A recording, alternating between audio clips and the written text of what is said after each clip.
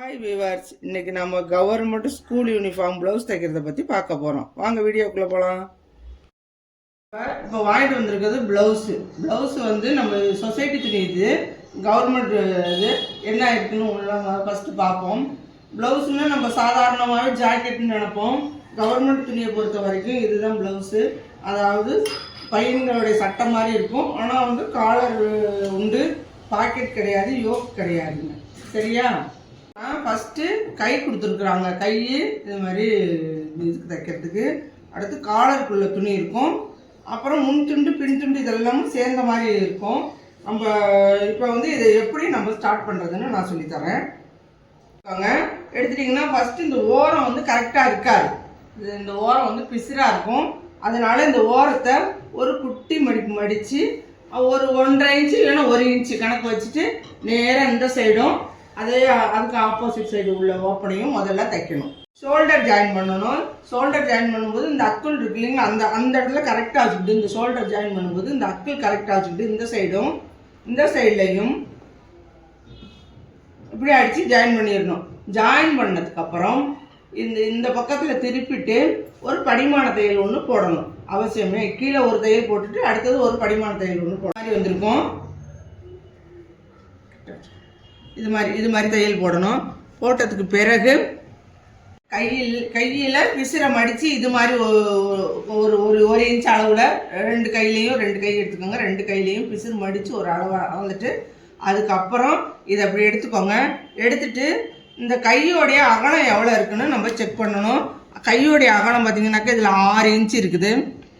இந்த 6 இன்ச்சுன்னா இந்த பாடியில் வந்து உங்களுக்கு 5 இன்ச்சு வர்ற மாதிரி அக்குள் பாகம் சரி பண்ணிக்கணும். எப்பயுமே அவங்க வந்து மிஷின் கட்டிங் அப்படிங்கிறதுனால கரெக்டாக இருக்காது அந்த இடம்.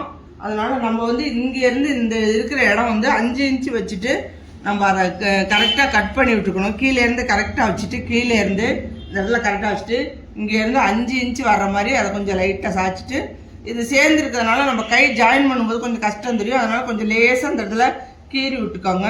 கீறி விட்டுட்டு நம்ம வெளிப்பக்கமாக வச்சு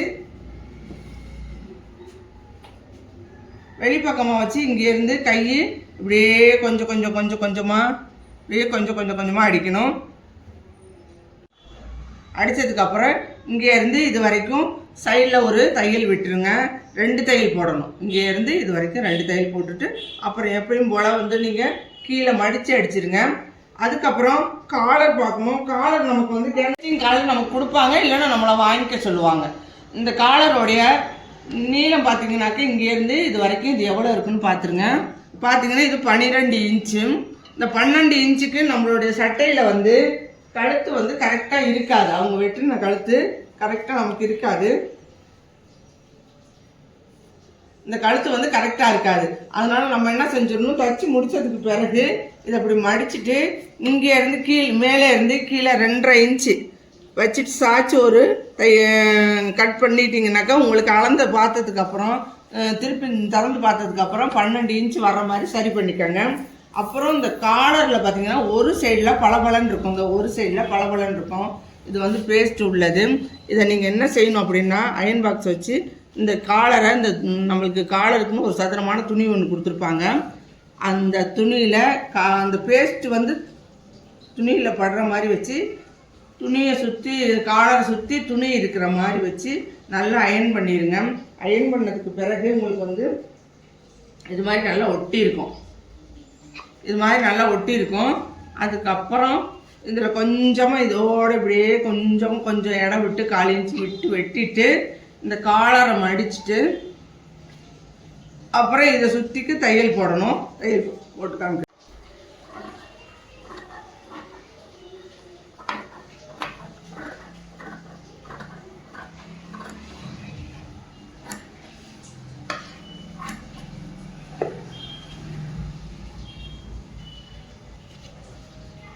கீழே இருக்கிற ஓரத்தை மட்டும்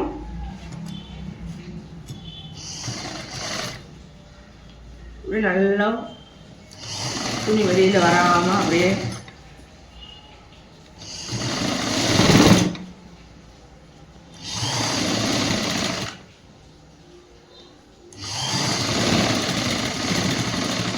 இப்படி அடியில் மட்டும் ஒரு தையல் போட்டுக்கணும்.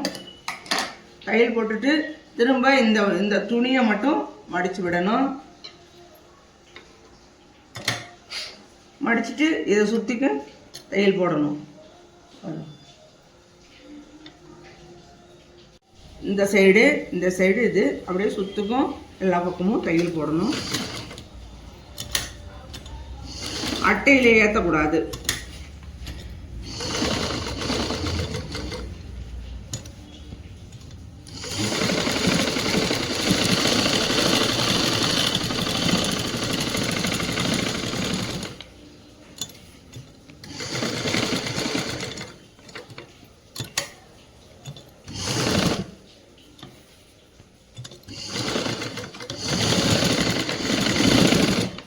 ஒரு 1/4 இன்ச்சு துணி விட்டு அதை கட் பண்ணி எடுக்கணும்.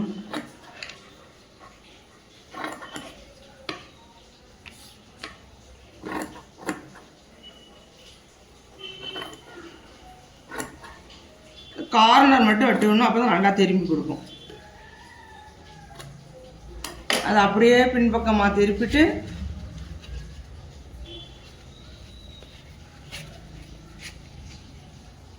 நல்லா பின்பக்கமாக திருப்பிட்டு நல்லா எடுத்து விட்டுட்டு கார்னர்லாம் நல்லா எடுத்து விட்டுட்டு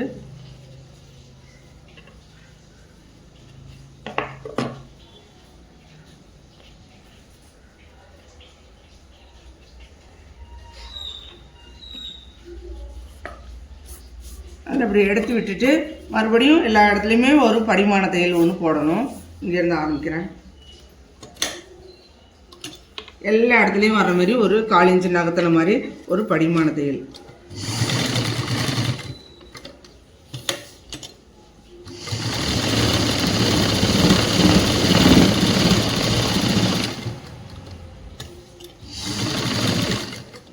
வந்துட்டு இங்கே வர வேண்டாம், அப்படியே இது சென்டரில் ஒரு கோடு போகணும். அப்போதான் கொஞ்சம் அழகாக இருக்கும்.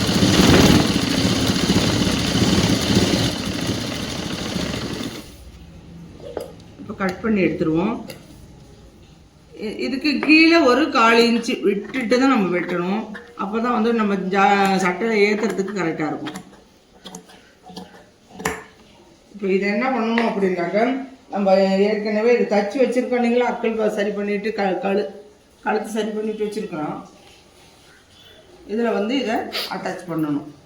என்ன பண்ணணும்னா ஃபஸ்ட்டு இங்கேருந்து கொஞ்சமாக இதை மட்டும் இந்த பக்கத்தில் வச்சு அடிக்கணும். வெளி சைடில் வச்சு காலர் வந்து வெளி சைடில் வச்சு சிங்கிள் துணியாக இருக்கிறத வந்து நம்ம துணி சட்டையில் ஏற்றுற மாதிரி ஏற்றணும்.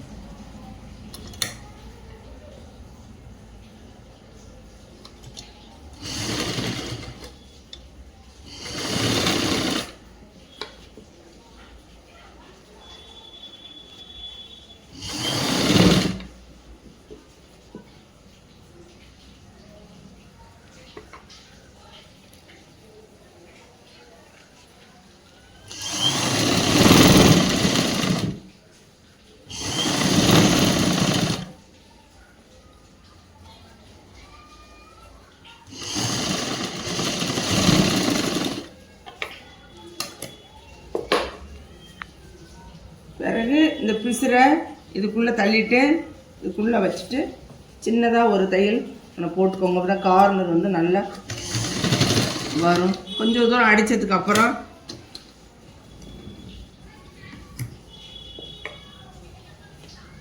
இந்த பக்கத்தில் இருந்து வரணும். வச்சு முடிச்சிட்டோம்னா முடிஞ்சிச்சு.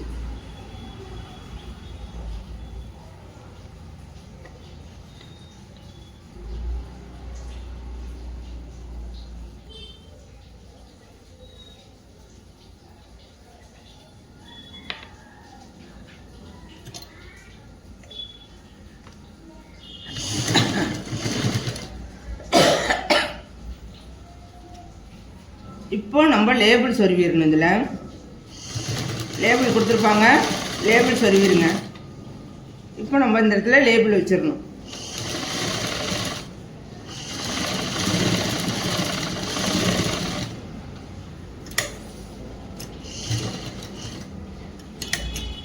திரும்ப மேலே ஒரு 2 தையல் வரும்.